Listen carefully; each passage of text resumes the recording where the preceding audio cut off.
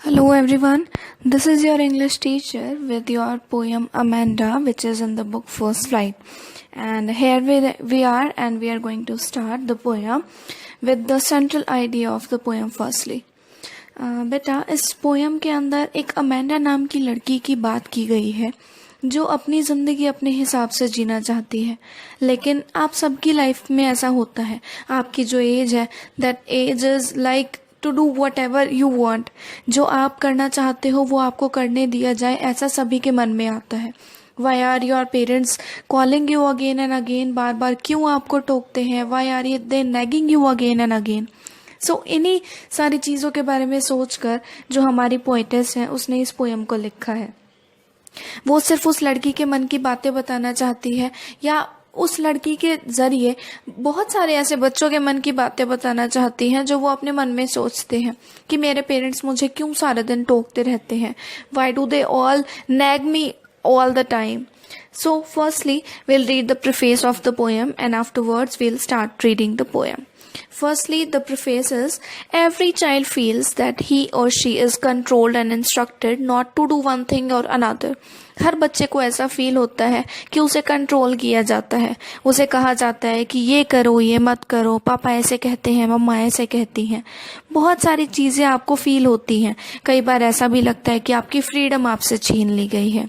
तो ऐसी ही कुछ चीज़ों के बारे में यहाँ पर जो हमारी पोइटेस है वो हमें बताती है कि एक ऐसी ही अमेंडा नाम की लड़की है जो कैसा फील करती है जब उसे बार बार उसके पेरेंट्स टोकते हैं। तो let's start reading a poem. Don't bite your nails Amanda, don't hunch your shoulders Amanda. अपने नाखून को मत काटो अमेंडा, मतलब अपने मुंह से अपने नाखूनों को मत काटो। डोंट हंच योर शोल्डर्स, अपने शोल्डर्स को नीचे झुका के मत बैठा करो। Stop that slouching and sit up straight, नीचे झुक कर मत बैठो। बहुत ज़्यादा कहते हैं, कई बच्चे ऐसे करते हैं ना कि बिल्कुल ही कमर झुका कर बैठते हैं, दैट इज़ कॉल्ड स्लाउचिंग। तो प्लीज़ उसके पेरेंट्स कहते हैं कि अमेंडा स्लाउचिंग मत करो, ऐसे झुक कर मत बैठो, बिल्कुल सीधी बैठो। और ब्रैकेट में हर एक स्टैंजा के बाद में ब्रैकेट में कुछ ना कुछ लिखा गया है। ब्रैकेट में लिखी हुई जो चीज़ है वो अमेंडा के मन की बात है कि मैं क्या चाहती हूँ। देयर इज़ अ लैंग्वेड एमराल्ड सी, एक बहुत ही ज़्यादा बड़ा, बहुत ही चमकता हुआ, एमराल्ड मतलब ग्रीन कलर जैसा मोती भी होते हैं। सो एक बहुत ही बड़ा हरे रंग का फैला हुआ सी है, समुद्र है। Where the sole inhabitant is me, जहाँ पर रहने वाली अकेली लड़की मैं हूँ। अ मरमेड ड्रिफ्टिंग ब्लिसफुली, और मैं एक जल परी हूँ जो अपनी मर्जी से पूरे सी में, पूरे समुद्र में इधर उधर घूम सकती हूँ। ये अमेंडा के मन की बात है जो उस टाइम पर उसके मन में चलता है कि पेरेंट्स जो बोल रहे हैं, पेरेंट्स मुझे क्यों टोकते रहते हैं, मेरे मन में तो पूरे समुद्र में घूमने की है। Next stanza, did you finish your homework Amanda, क्या तुमने अपने होमवर्क को फिनिश किया अमेंडा। Did you tidy your room Amanda, क्या तुमने अपने रूम को साफ किया। I thought I told you to clean your shoes, शायद मैंने तुमसे अमेंडा तुम्हारे शूज को साफ करने के लिए कहा था। लेकिन ये सारी चीजें सुनने के बाद उसके मन में क्या बात चल रही है अब। आई एम एन ऑर्फन, मैं एक अनाथ हूँ। रोमिंग द स्ट्रीट, मैं गली में घूम रही हूँ। A patterns of dust with my hushed bare feet, और अपने नंगे पैरों के साथ मैं उस नरम धूल पर अलग अलग पिक्चर्स बनाती हूँ। पैटर्न मतलब एक पूरी पिक्चर तैयार करती हूँ। द साइलेंस इज गोल्डन, ये चुप रहना मुझे बहुत ज़्यादा अच्छा लगता है। द फ्रीडम इज स्वीट, और जितनी आज़ाद मैं घूम रही हूँ मुझे ये आज़ादी बहुत ज़्यादा पसंद है। Don't eat that chocolate Amanda, remember your acne Amanda, उसकी मदर कहती है चॉकलेट मत खाओ, तुम्हें अपने दानों के बारे में याद है कि चॉकलेट खाने से दाने हो जाते हैं।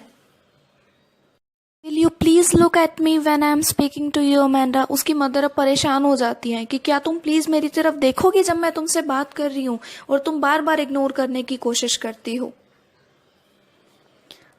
एंड फिर यहाँ पर फिर दोबारा से एक ब्रैकेट दिखाया गया है। उस ब्रैकेट में उसके मन की बातें हैं। She says, I am a Rapunzel, I have not a care, life in a tower is tranquil and rare, मैं एक रपुंजल हूँ जो किसी की भी परवाह नहीं करती। मैं एक टावर में रहती हूँ और वो टावर बहुत ही ज़्यादा शांत और बहुत ही ज़्यादा खाली है।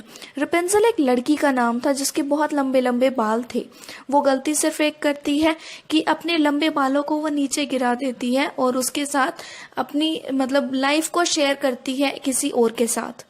I'll certainly never let down my bright hair. और इसीलिए वो कहती है कि लेकिन मैं ऐसा नहीं करूंगी, मैं असली रेपुंज़ल की तरह अपने बाल नीचे नहीं गिराऊंगी ताकि कोई मेरी शांति को मेरे से दूर ना करे, ताकि कोई मेरे इस पीस को मुझसे अलग ना करे। और फिर वो अपनी असली दुनिया में आती है जहाँ उसकी मदर उसे टोक रही होती है। Stop that sulking at once Amanda, उसकी मदर जोर से कहती है कि ये इतना उदास रहना, इतना चुप चुप रहना तो छोड़ो Amanda. You are always so moody, तुम हमेशा अपने मूड में ही रहती हो।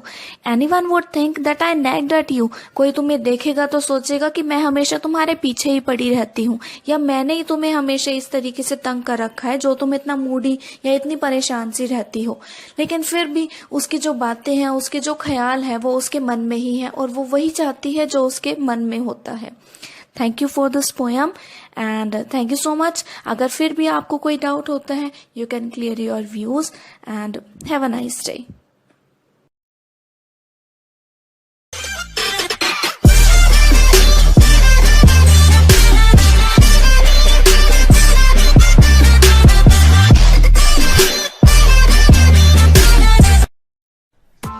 Press the bell icon on the YouTube app and never miss another update.